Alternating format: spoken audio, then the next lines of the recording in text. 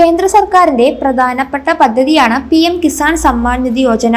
ഈ പദ്ധതി പ്രകാരം ആനുകൂല്യങ്ങൾ ലഭിക്കുന്നതിന് കർഷക രജിസ്ട്രിയിൽ പേര് ചേർക്കണമെന്നുള്ള നിർദ്ദേശമുണ്ടായിരുന്നു. ഇതിന്റെ അടിസ്ഥാനത്തിൽ കർഷക രജിസ്ട്രിയിലേക്കുള്ള രജിസ്ട്രേഷൻ നടപടികൾ നടന്നുകൊണ്ടിരിക്കുകയാണ്. എല്ലാ സംസ്ഥാനങ്ങളിലും ഈ നടപടികൾ നടന്നു വരികയാണ്. കർഷകർക്കുള്ള ആനുകൂല്യങ്ങൾ ലഭിക്കുന്നതിന് കർഷക രജിസ്ട്രിയിൽ പേര് ചേർക്കേണ്ടത് നിർബന്ധമായിട്ടുള്ള ഒന്ന് തന്നെയാണ്. PM കിസാന്റെ 19 ഗഡുക്കളാണ് ഇപ്പോൾ കിട്ടിയിട്ടുള്ളത്. 20ാമത്തെ ഇൻസ്റ്റാൾമെന്റിന്റെ വിതരണം ഈ മാസം തന്നെ ഉണ്ടാകുമെന്നാണ് അറിയിപ്പുകൾ. പ്രതിവർഷം 6000 രൂപയാണ് ഇതിലൂടെ കർഷകർക്ക് ലഭിക്കുന്നത്. കർഷക രജിസ്ട്രിയിലേക്കുള്ള രജിസ്ട്രേഷൻ കൃഷിഭവനിൽ നേരിട്ടെത്തിയാണ് ചെയ്യേണ്ടത്. ജൂലൈ 31 വരെയാണ് കർഷക രജിസ്ട്രിയിൽ പേര് ചേർക്കാനുള്ള അവസാന തീയതി. ഇതുമായി ബന്ധപ്പെട്ട് കൃഷിഭവനിൽ തിരക്ക് വർദ്ധിക്കുന്ന സാഹചര്യത്തിൽ അവിടുത്തെ മറ്റു ജോലികളിൽ തടസ്സമുണ്ടാകുന്നുണ്ട്. ഇതിന്റെ അടിസ്ഥാനത്തിലാണ് അക്ഷയ കേന്ദ്രങ്ങളിലും കോമൺ സർവീസ് സെന്ററുകളിലും കർഷക രജിസ്ട്രി സാധ്യമാക്കാനുള്ള നടപടികൾ ഒരുങ്ങുന്നത്.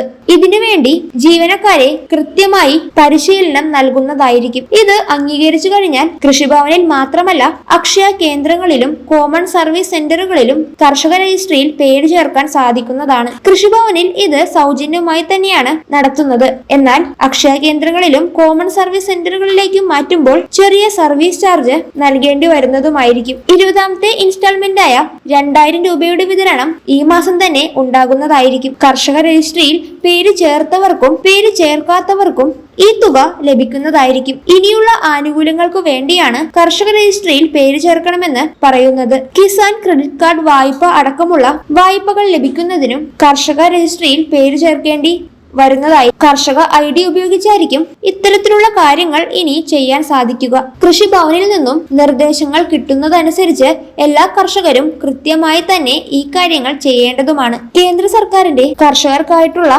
പദ്ധതികളിൽ പ്രധാനപ്പെട്ട ഒന്നാണ് PM കിസാൻ നിധി യോജന. ഇതിൽ നിന്നും 6000 രൂപ കിട്ടുന്നവരും കൃഷിഭൂമി ഉള്ളവരും ഇതിൽ രജിസ്റ്റർ ചെയ്യേണ്ടതാണ്. എന്നാൽ PM കിസാന്റെ ആനുകൂല്യങ്ങൾ ലഭിക്കാത്ത കൃഷിഭൂമി ഉള്ളവരും കർഷക രജിസ്ട്രിയിൽ പേര് ചേർക്കണം. കേന്ദ്ര സർക്കാരിന്റെ പല ആനുകൂല്യങ്ങൾ ലഭിക്കുന്നതിനും കർഷക രജിസ്ട്രിയിൽ പേര് ചേർക്കേണ്ടതാണ്. ഇവയെക്കുറിച്ചുള്ള കൃത്യമായ വിവരങ്ങൾ ശരിയായ രീതിയിൽ തന്നെ മനസ്സിലാക്കുകയും വേണം. ആധാർ കാർഡും കരമടച്ച സർട്ടിഫിക്കറ്റും ആധാറുമായി ലിങ്ക് ചെയ്തിട്ടുള്ള മൊബൈൽ നമ്പറുമാണ് ഇതിലേക്കുള്ള പ്രധാന രേഖകൾ. OTP അടക്കമുള്ളവ ആവശ്യമുള്ളതിനാൽ ആധാറുമായി ലിങ്ക് ചെയ്തിട്ടുള്ള മൊബൈൽ നമ്പർ തീർച്ചയായും കൊണ്ടുപോകേണ്ടതാണ്. നിലവിൽ അക്ഷയ കേന്ദ്രങ്ങളിലോ കോമൺ സർവീസ് സെന്ററുകളിലോ ഇത് ചെയ്യുന്നതല്ല. അതിനാൽ കൃഷിഭവനിൽ നിന്നുള്ള നിർദ്ദേശങ്ങൾ അനുസരിച്ച് കൃത്യമായി തന്നെ ചെയ്യണം. ജൂലൈ 31 വരെയാണ് കർഷക രജിസ്ട്രിയിൽ പേര് ചേർക്കാനുള്ള അവസാന തീയതി. ഈ തീയതി കൂട്ടാനുള്ള സാധ്യതകളുമുണ്ട്.